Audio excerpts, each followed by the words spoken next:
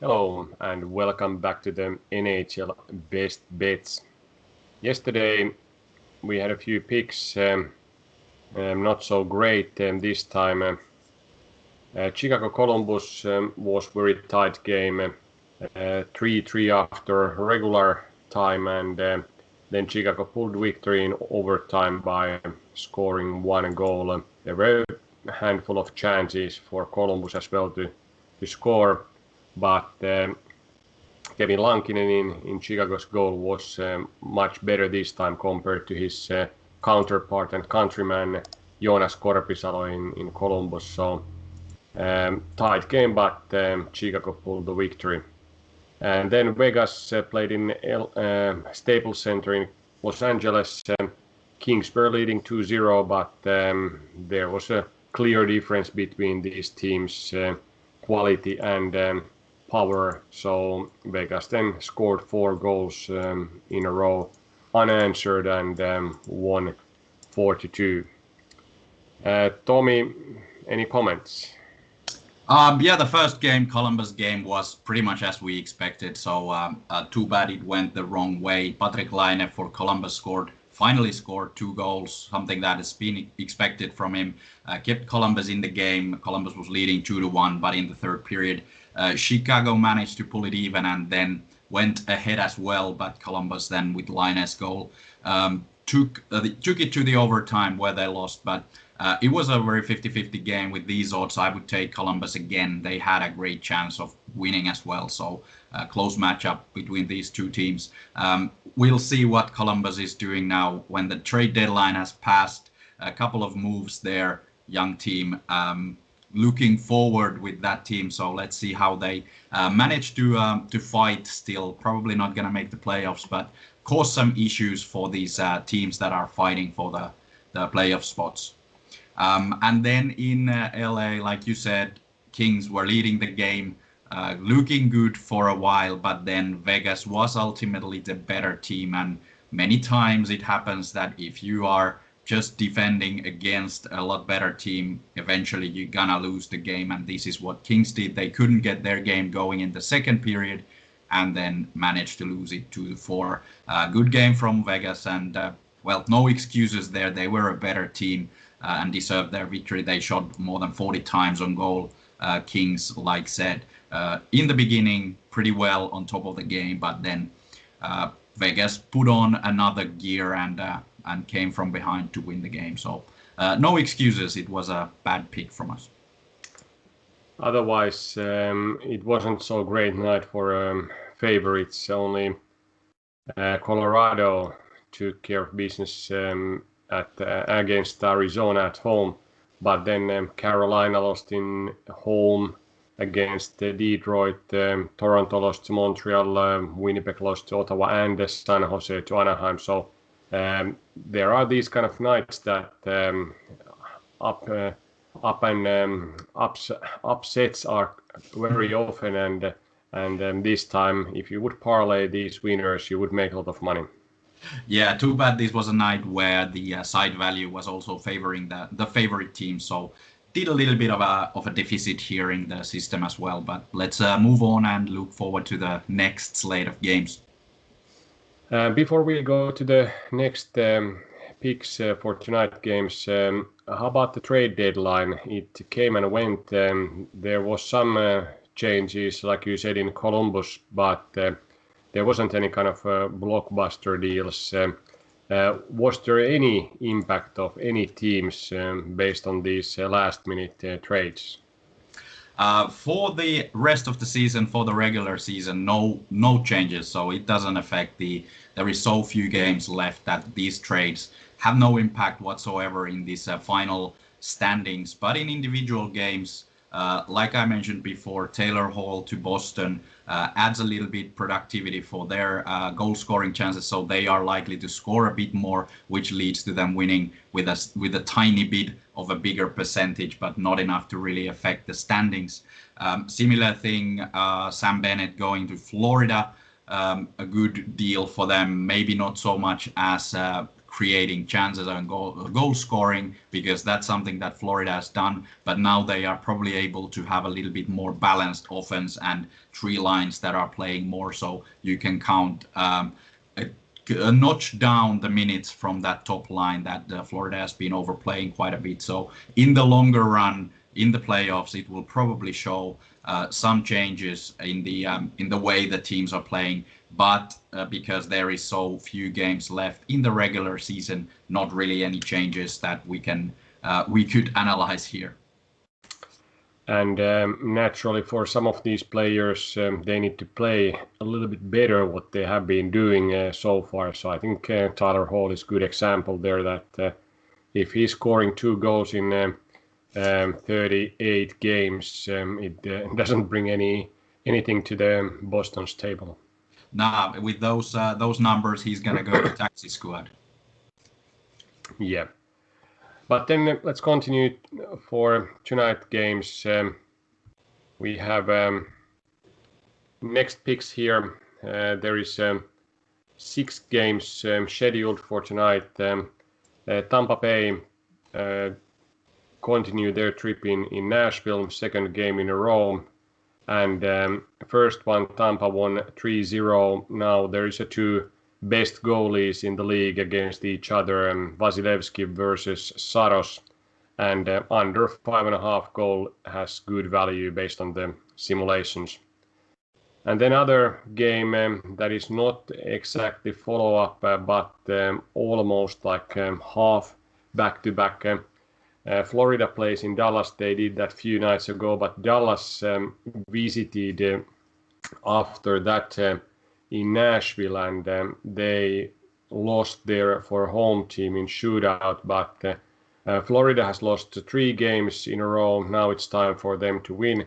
The quality of the team is so good that they can't lose 4 games in a row, and they expect to be top of the division. Dallas, after traveling, coming back to home, is still maybe a notch lower quality team than Florida, and Florida minus 108 odds provide good value in this game. Yeah, let's take a look at the Dallas game a little bit more in detail. Like you said, Dallas first won Florida 4-1 at home, then visited Nashville, lost 3-2 there, and now are facing Florida again in Dallas. I don't know if Panthers have stayed in Dallas or have they visited back home in between, but be as it may, I think it's a familiar setting for Florida Panthers to play in Dallas, and they are on the verge of winning because they lost 3 in a row. So I do think that they will bounce back from that last loss to Dallas. It was a game where Dallas started very fast. They scored 3 goals in the first period. It took a little while for Florida to get their game going, but they showed some feistiness in the end. Couldn't score goals against Goodovin. Played really good game. Now in Florida net, Chris Drieger a little bit better this season than Sergei Bobrovsky, who played the last game. So I do think that Florida will bounce back and take a victory here. Florida's percentage is 55% in the simulations, while the odds are indicating around 51.8%. So good value there for the road favorite in this game. And then the maybe more interesting matchup, Nashville, Tampa Bay in Tennessee. Similar sort of situation there. Tampa Bay has played in Nashville their last game, and Nashville hosted Dallas then in the meantime, and now continue their series against Tampa Bay. A lot of games for Nashville. They have a lot of injuries. It is a team that is a very defensive set, and the goaltenders for both teams top of the NHL. So it's a clear under here. Nashville, in order to fight for the playoff spot, in order to win the games, they need to play through the defense, which means they're not gonna score a lot. Tampa Bay not allowing a lot of scoring chances, but neither are they scoring a lot if they don't have to. So I do think this is maximum 2 goals per team kind of game. Juuse Saros, Vasilevsky, great goaltenders. So I think clear under, and the simulations show 60% of the games going under 5.5 goals. So great value there as well.